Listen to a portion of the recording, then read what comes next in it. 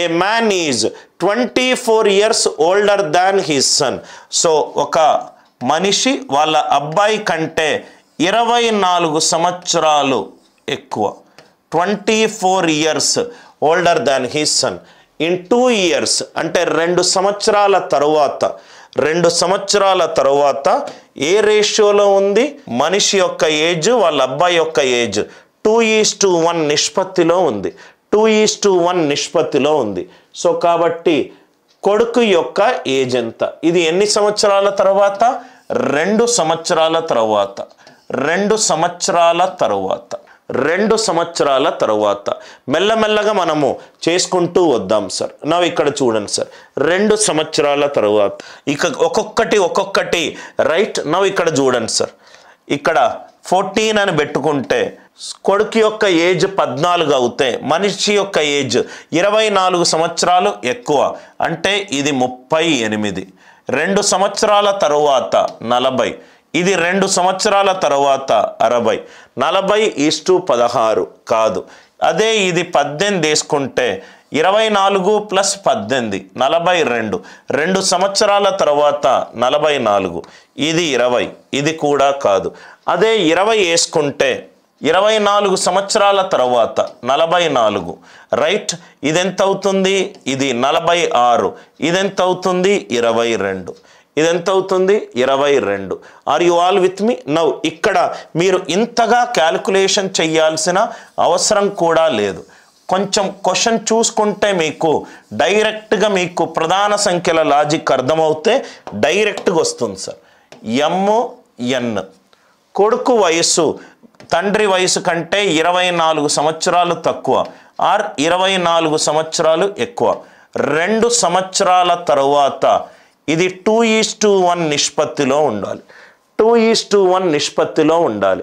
నవ్వు ఇక్కడ చూడండి సార్, కొంచెం లాజికల్గా ఆలోచిద్దాం. ఫస్ట్ చాలా ఆప్షన్స్ నుంచి చేద్దాము. ఇది 22 కనుక అవుతే, కొడుకు వయసు 22 కనుక అవుతే తండ్రి వయసు 24 సంవత్సరాలు ఎక్కువ. 22 + 24 46. 2 సంవత్సరాల తరువాత 48. 2 సంవత్సరాల తరువాత 24. 24 2s are 48.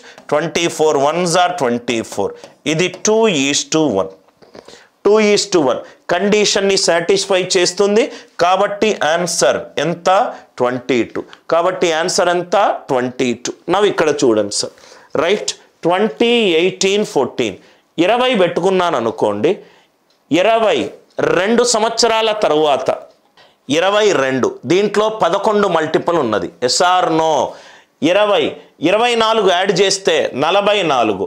2 సంవత్సరాలు కూడితే 46. 46లో 11 మల్టిపుల్ లేదు, ఉంటేనే మనకు 2:1 వస్తుంది. ఇది కాదు. ఇది 18. 18లో 2 యాడ్ చేస్తే ఇది 20. 18లో ఇక్కడ 24 యాడ్ చేస్తే నాకు 42. 42 + 2 44. ఇక్కడ 11 మల్టిపుల్ వచ్చింది, ఇక్కడ 11 మల్టిపుల్ రాలేదు, తీసేయండి. 14. ఇది 14 అయింది అనుకోండి. 14 + 24 38. 38కి 2 కలిపితే 40. 14కి 2 కలిపితే 16. 16 2 32. కానే కాదు. సింపుల్ సబ్స్టిట్యూషన్ వల్ల మనకు ఆన్సర్ వస్తుంది. మళ్ళీ చూడండి, ఒక తండ్రి వయసు కొడుకు వయసు కంటే 24 సంవత్సరాలు ఎక్కువ. 2 సంవత్సరాల తర్వాత అది 2:1 నిష్పత్తిలో ఉంది.